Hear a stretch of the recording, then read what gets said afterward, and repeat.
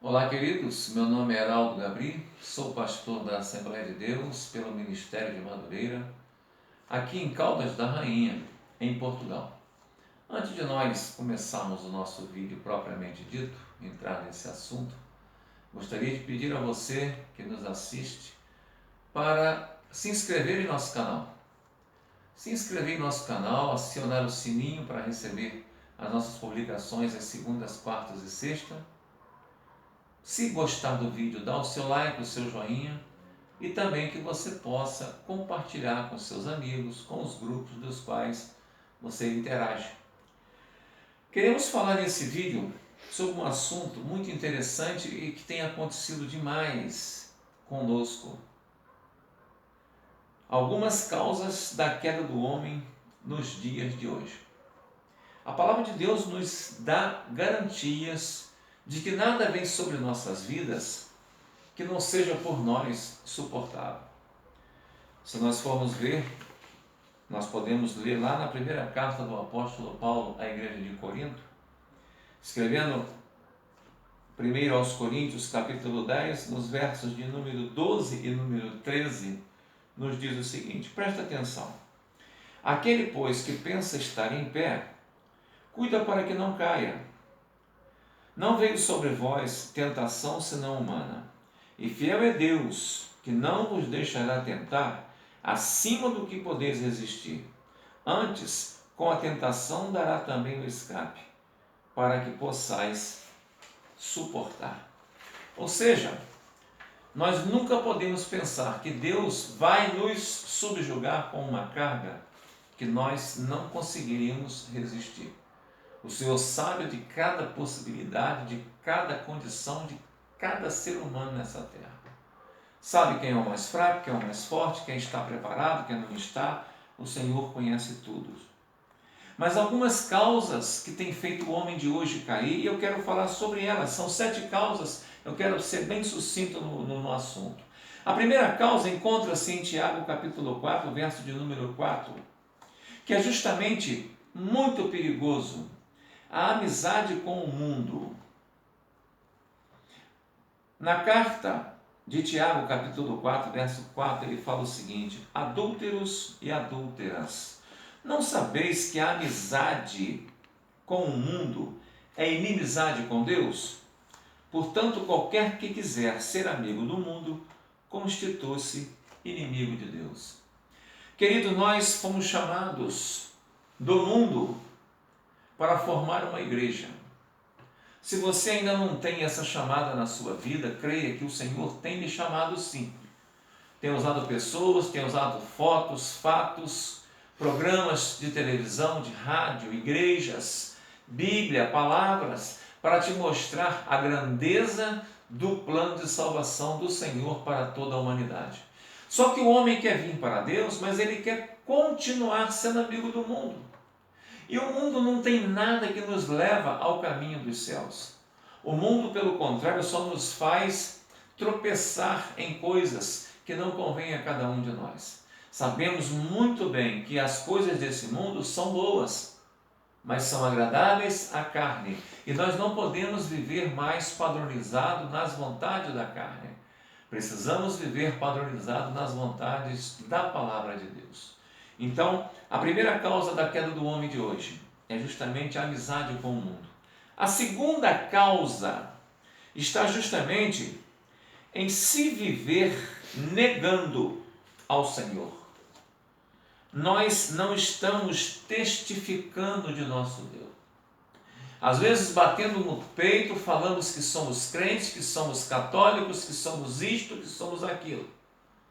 Mas na hora de testificar deste Deus, do amor dele, da vontade dele, da palavra dele, do mistério dele, da profunda vontade de salvar a todos, a gente perde essa oportunidade e prefere testificar com as coisas do mundo. Largamos às vezes de ir para um culto, para uma missa ou para um compromisso na igreja para poder satisfazer os desejos da carne e procurar as coisas do mundo.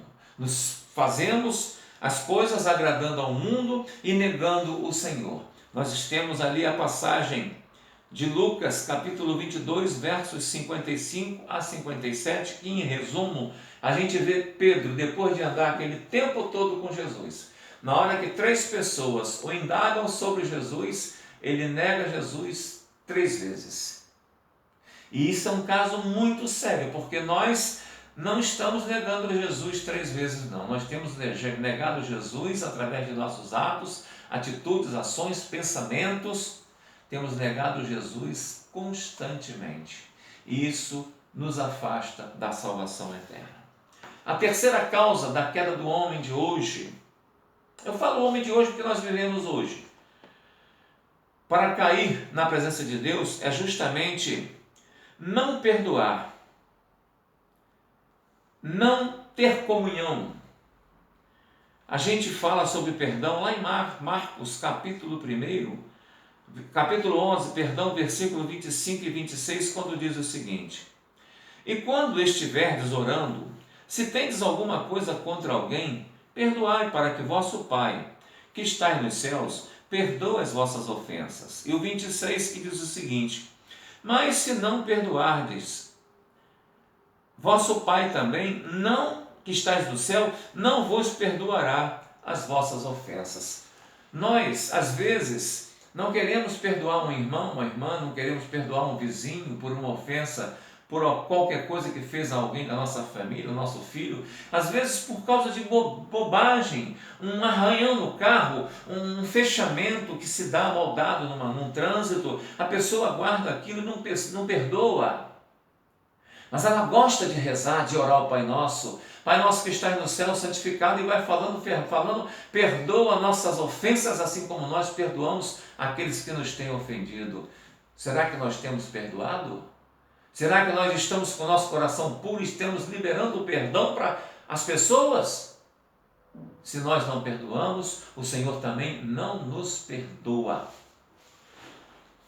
A quarta causa que faz com que o homem caia na presença de Deus é uma causa muito complicada. É não ter comunhão com os irmãos. Eu tenho ouvido pessoas dizerem que não é preciso ir para a igreja, não. Que isso? Você ora em casa, você reza em casa, você faz tudo em casa, queridos. A palavra de Deus me diz o contrário. A minha Bíblia me diz o contrário.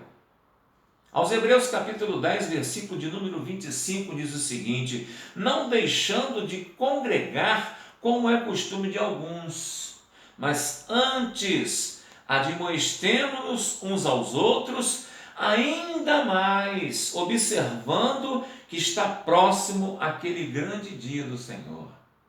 Que dia é esse? O dia em que isso tudo vai ter um final trágico. Um dia em que esse mundo vai acertar contas com Deus da palavra. Gostando ou não gostando, queridos, há um Deus. E esse Deus está batendo as portas. Qualquer hora dessa, uma igreja vai sair desse plano.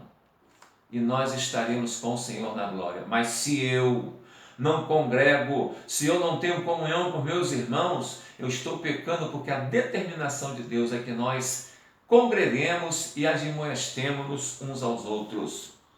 A quinta posição que nos faz cair na presença de Deus, também é interessante, é procurar defeito nos outros. Como nós somos craques em botar defeito nos outros. Mas vejamos o que a palavra de Deus diz em Mateus 7, versos 3, 4 e 5.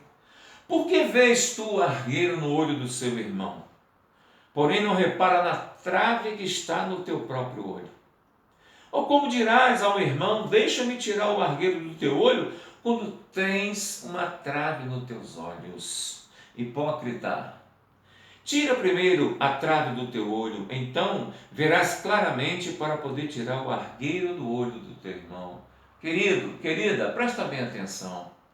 Como é que está a minha vida? Como é que está a sua vida? Como é que está a nossa vida? Será que eu tenho condição de julgar quem quer que seja, estando eu com a minha vida precisando ser julgada?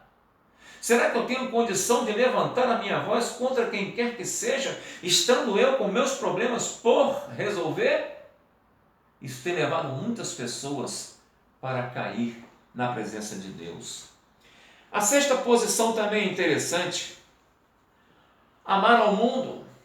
A palavra de Deus nos lembra que nós temos que amar a Deus sobre todas as coisas e a nosso próximo como a nós mesmos. E muitas pessoas estão amando ao mundo mais do que a si próprio. Mais do que a si próprio.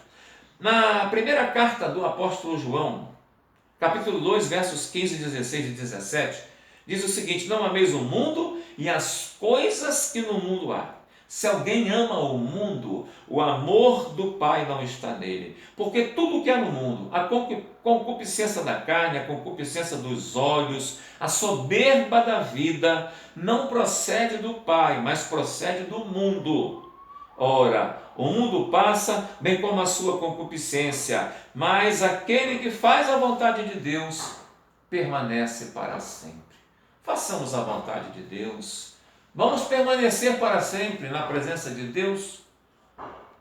Se nós formos cair, que nós possamos cair, mas cair no propósito de Deus, para que Ele possa nos levantar no seu momento certo. Agora, o amor do mundo nos distancia do amor de Deus. O sétimo, também, muito importante. Qual é a cura para tudo isso? Para essas coisas que nós falamos, coisas que têm levado o homem a cair na presença de Deus, a amizade com o mundo,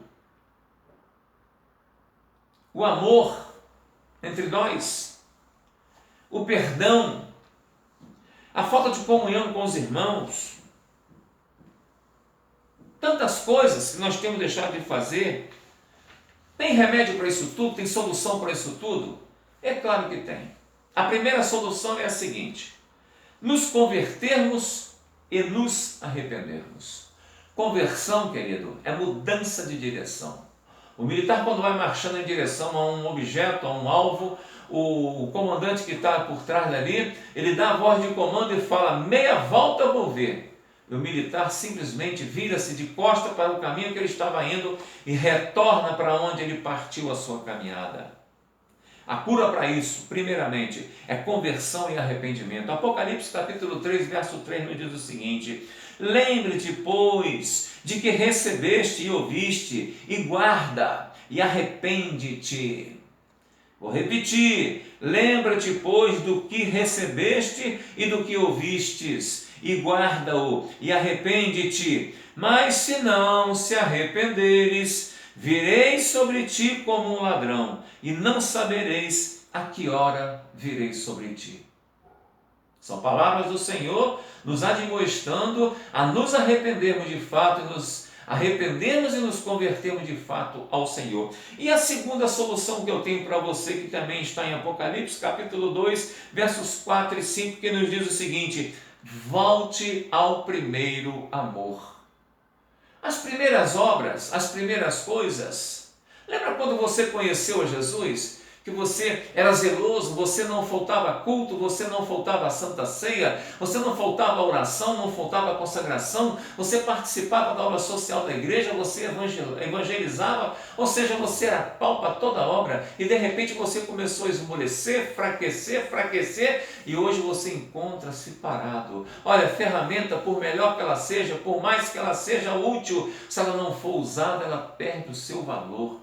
E a palavra de Deus nos fala em Apocalipse 2, 4 e 5 o seguinte: tenho porém contra ti que deixaste o seu primeiro amor. Lembra-te de onde caíres, arrepende-te e pratica as primeiras obras. Se não te arrependeres, virei sobre ti e removerei do seu lugar o seu candeeiro.